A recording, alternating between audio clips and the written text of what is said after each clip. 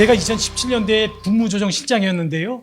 그때 비트코인이 너무 시장이 과열됐을 때예요. 비트코인이 200만 원에서 1,800만 원까지 왔다 갔다 할 때입니다. 뭐 1,700만 원에 샀다가 200만 원에 파는 친구들은 자살한 친구도 있죠. 그 정도로 사회적 문제가 됐고 거래에서 된 규제는 완전히 없었고요. 불법 행위가 상당히 다발됐었습니다. 그때는.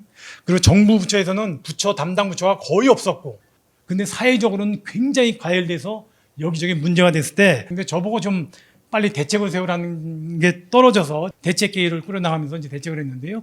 비트코인의 기반 기술이죠. 블록체인 기술은 뭐 비트코인 문제가 아니고 앞으로 우리 세상을 바꿀 기술이고 한국 경제가 근본적으로 바꿔놓을 그런 핵심 기반 기술이다.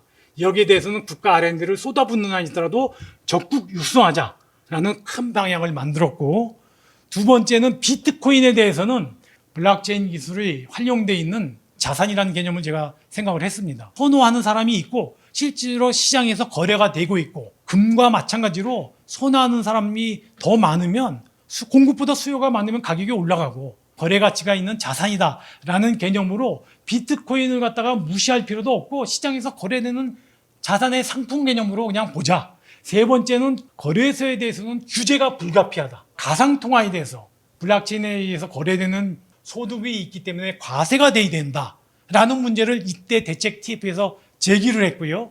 과세하는 것이 마땅한데 과세 인프라가 안 돼 있다. 그래서 나중에 이 과세 문제는 적극 검토해야 된다. 비트코인이 화폐냐? 2008년도에는 용어도 암호화폐라고 할 정도로 화폐적 기능이 아주 강조가 됐고요. 그러나 시간이 지나면서 역시 비트코인의 변동성이 너무 크다 보니까, 물론 뭐 중앙은행 뱅크를 제거하고 여러 참여자들 전부가 뱅크 역할을 하면서 아주 우수한 상품이지만 화폐로서의 가치가 작동되기에는 아닌 것 같다라고 저는 생각을 했고, 지금 2024년도에 와보면 저는 화폐라는 개념에 대해서는 이미 멀어졌다. 뭐 작년만 하더라도 가격 변동성이 60%가 넘잖아요. 가상자산이다. G20에서도 가상자산이라고 결론 낸 것처럼 버추얼 어셋이 맞다라고 저는 판단을 합니다. 2018년도에 블록체인 기술 발전 전략, 20년도에 확산 전략, 최근 정부에 들어와서 블록체인 산업 지능 전략 등 정말 정부로서는 R&D를 지원하면서 다방면으로 블록체인 핵심 기술은 확보해 나가려고, 지원해 나가려고 노력하고 있다는 말씀을 드리고요. 최근에 제가 과기부에 알아보니까 그것 말고도 블록체인에 대한 스타트업을 발굴한다든가 블록체인과 관련된 전문 기업을 적극적으로 육성하는 것, 그리고 블록체인 산업이 진흥되도록, 다시 말해서 블록체인 기술이 우리 사회 공공 분야든 민간 기업이든 의료든 물류든 유통이든 모든 분야에 이와 같은 블록체인 첨단 기술이 융합되고 활용될 수 있도록 하는 그런 실용화 프로젝트에 많은 지원을 해나가고 있다라고 생각이 됩니다. 특히 과기부가 여기에 대해서는 주도적으로 해나가고 있는 게 아닌가 싶습니다. 2017년도에 여러 암호화폐 거래소가 있었잖아요. 대책 TF라는데 공정거래에서는 와가지고 이거는 우리의 통신 판매업 업무가 아닙니다. 이게 어디 통신 판매업이냐. 근데 초기 사업자들은 그나마 가장 가까운 게 이거였다고 할 정도로 법적 근거가 거의 구비가 안 돼 있었던 것이죠. 암호화폐를 거래할 수 있는 소개업, 판매업, 중개업에 대한 특정화가 어디 법에도 없었던 것인 거예요. 그러면 자본시장 육성법으로 가면 우리 채권, 증권, 주식 이와 같은 전형적인 금융 상품을 관리하는 게 자시법인데, 자본시장 육성법에 접근하는 것은 금융위가 굉장히 거부감이 있어서 2021년 3월 달에 특검법이 개정이 됐던 것입니다. 그래서 사업자에 대한 최소한의 보고 의무라든가 갖춰야 될 보유 의무, 이런 것들의 의무가 생기면서 조금 더 사업자 심사가 강화되고 투명도가 높아졌던 거죠. 지난 7월 달에 가상자산 이용자 보호법이 만들어져서 어떻게 보면 사업자의 반대편에 있는 고객들의 보호가 더 두텁게 보호될 수 있는 법이 만들어졌는데, 또 거꾸로 얘기해 보면 이거는 사업자로 보면은 규제가 더 커진 겁니다. 다음 넥스트 단계는 결국은 시장도 육성을 해야 되겠지만 고객도 보호하는 것에 대한 균형점을 어디서 찾을 것인가. 그렇다면 그 근거를 새로운 법을 만들 것인지, 지금과 같은 자본시장 육성법처럼 금융투자자산들을 규율하는 법 테두리로 끌고 들어갈 것인지, 저는 많은 검토가 이루어질 거라고 생각이 됩니다. 실질적으로 금융위에서 이와 같은 진행이 이루어지고 있는데요. 비트코인에 대한 ETF 승인을 할 것인지 말 것인지 저는 뭐 상당히 쉽지 않을 걸로 생각이 되는데 애니웨이 검토가 밀도 있게 진행되고 있다고 생각이 됩니다. 과세 문제는 여러분 뭐 제가 설명 안 드려도 다 알죠. 과세하려고 됐다가 또다시 연기가 될 판입니다. 지금 기재부가 국회에다가 세법 개정안 내면서 2027년까지 유예하겠다고 또 발표를 했죠. 저는 개인적으로 반대입니다. 안타깝습니다. 문제점이 물론 없지 않겠죠. 그러나 과세는 가상자산을 거래한 사람들 간의 불균형성도 있지만 가상자산을 투자하냐는 일반인과 소득이 있는 가상자산 거래자와의 균형 문제도 고려하지 않을 수가 없는 겁니다. 충분히 검토해서 인프라가 완벽하진 않지만 미국, 영국, 일본 다 과세하잖아요. 선진국 다 과세합니다.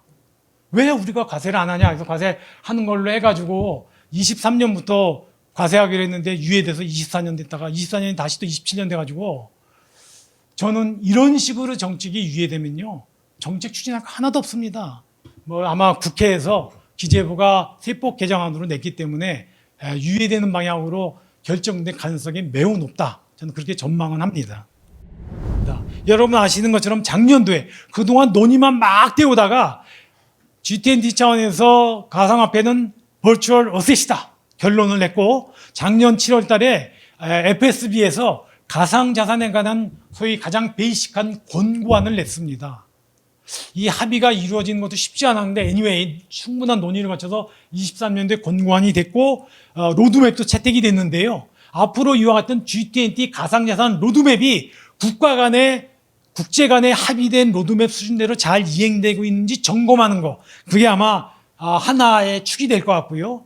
국가 간의 가상자산 정보를 공유하는 시스템이 구축이 돼서 2027년도에 공유하자, 유통하자라고 했는데 그때까지 이게 집중 논의될 것 같습니다. 세 번째는 이와 같은 디파이라든가 다기능 암호자산 서비스와 관련 등 여러 가지 부문별로 또 지침이나 권고안들이 많이 있는데 세부적으로 어떻게 디벨롭 시켜 나갈 것인지. 네 번째는 각 국가가 다 공히 속도감 있게 진행하고 있는 CBDC 이거를 어떻게 활용도를 높여 나갈 것인지 또 국가 간의 국경 간의 결제 시스템으로 어떻게 구축해 나갈 것인지에 대한 이런 정도 논의들이 당분간 한 2, 3년 정도 논의가 되지 않을까 그렇게 저는 생각이 됩니다.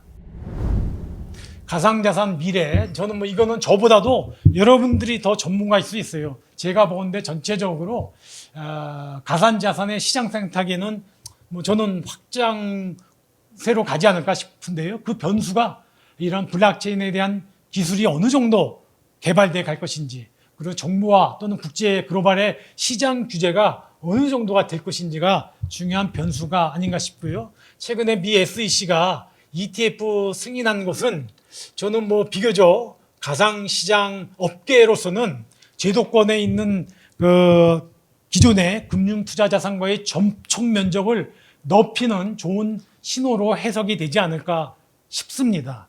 앞으로 비트코인 뭐 반감기 변수도 있고 또 금리가 또 어떻게 금리가 이제 앞으로 점점 떨어질 텐데 떨어지면 유동성이 높아지면서 그것도 역시 또 비트코인 시장에 영향이 갈 걸로 봅니다. 금리 동향, 가상 시장에 대한 아까 시장 규제 문제, 또 ETF 등에 대한 기존 금융 업계에서의 어떤 반응, 그다음에 CBDC의 어떤 진전 속도 이런 것들이 가상 시장에 가장 큰 영향을 미치는 요인이 아닐까 생각이 됩니다.